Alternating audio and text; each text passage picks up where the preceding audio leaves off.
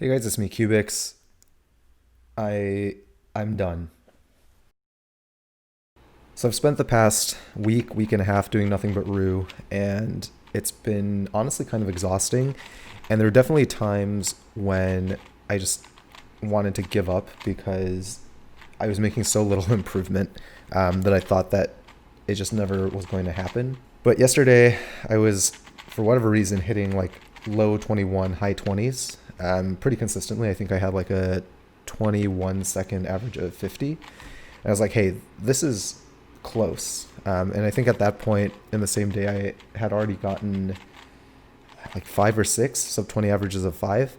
So I was thinking to myself, hey, if I could just basically concentrate, sit down, focus for 12 solves, just crank out a sub 20 average of 12, I can be done with this challenge.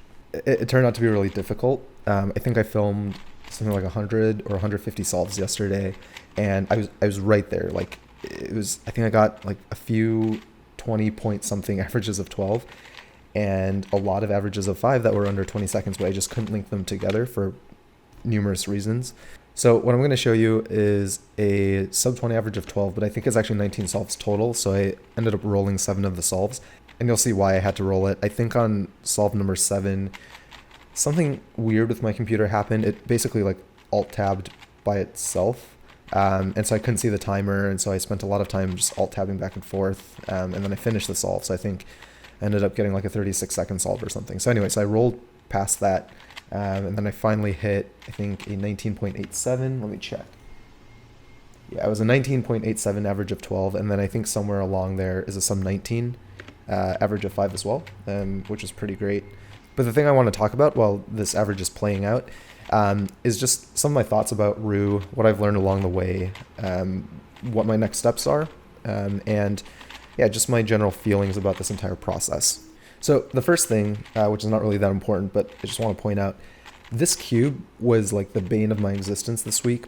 This is the GAN RS, and it's not magnetized. I didn't lube it. I didn't play with the tensions. The idea was supposed to be funny. On the very first day, I was averaging like a minute, so I was like, okay, whatever, I can use any cube and be sub 20. And that's true. I don't think the cube is necessarily a limiting factor for someone to be sub 20 on any method, but it certainly didn't help. This cube is really, really floppy. It doesn't corner cut that well. There were just some solves where I wanted to turn faster because it was an algorithm or something that was obvious, and so I knew I could spam TPS.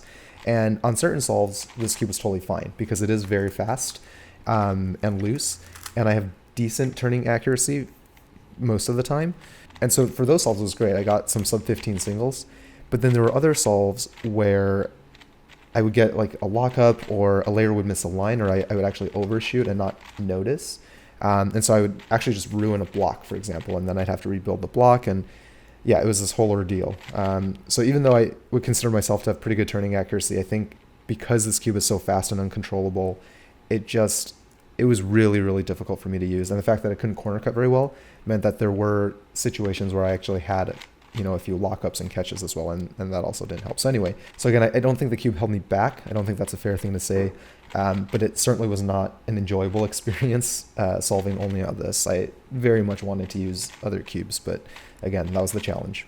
So one thing I will mention is that I think getting sub 20 on day 1 would have been trivial if I basically just did CFOP for the first 2 blocks and then whatever for the last 6 edges. The reason I didn't do that was because I wanted this process to actually help me with CFOP and help me think outside of the box for F2L. So I wanted to do different types of F2L pairing, different insertions.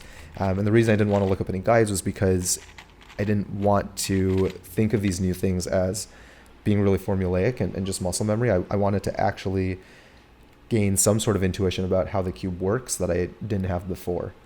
And so I think along the way, I figured out a lot of things for block building that is going to be really useful for building X crosses. But I wouldn't say that the stuff that I'm doing, and it's very clear in this video, is actually efficient for Roux. So one thing I'd like to work on now that I've gotten my sub 20 average of 12 is actually look through walkthrough solves and see what other people do for block building and then work on my efficiency that way. But the nice thing about this entire series up to this point is that this exercise of me not getting any help and just doing things on my own has sort of transformed the way that I see F2L. And so now when I go back to CFOP, the way that I look at pieces and the way that I see how they interact is going to be a little bit different than before. The other thing I noticed myself doing as I got a little bit faster during the series was that I didn't really care that much about the sub-steps for last 6 edges. Because when you look at tutorials and you look at actual guides for Roux, it's very strict in terms of, you have to orient the edges, you got to put the left and right edges on the top layer first, and then you do the last 4 edges, and that's fine. And I think in a lot of cases that probably is the fastest way to do it. But there are also situations where I got really lucky, for example, and so my entire first 2 layers were complete, so the 2 edges in the middle were already solved. And on top of that, I actually ended up getting effectively an OLL skip. And so it was a case, I don't remember if it was in this video, but I basically ended with a G-perm. And there's no reason for me not to do a G-perm if I know a G-perm and the case is a G-perm. You know what I mean?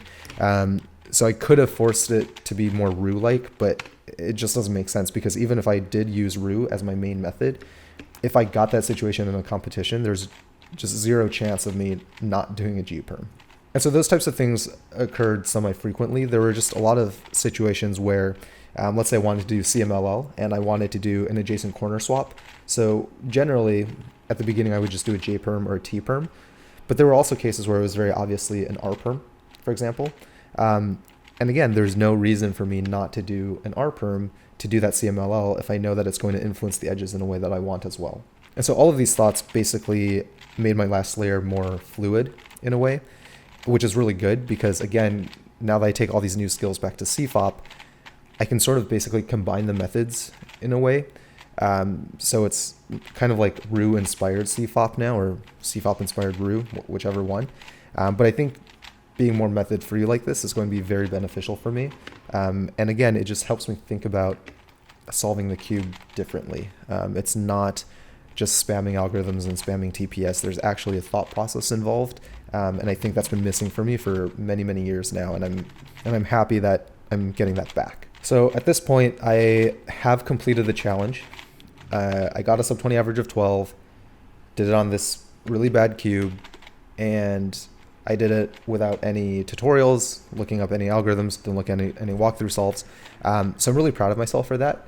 But those of you who actually do solve with Roux, or even if you don't and you just know a little bit about the method, you'll know that there's still a lot of work to be done for me to be considered good at Roux, or some of you might not even consider any of this to be Roux. But regardless of what you think, I do want to get better at the method. So starting today, I'm going to start looking at tutorials and walkthrough solves and just see what other people do. And over time, I'll give you updates on the series, just seeing how I progress with the method.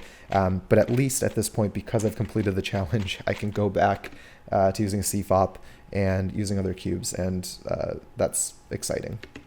So anyways, hope you guys enjoyed this update. Please don't forget to like and subscribe, hit the bell notification if you haven't already. Until next time, toodles.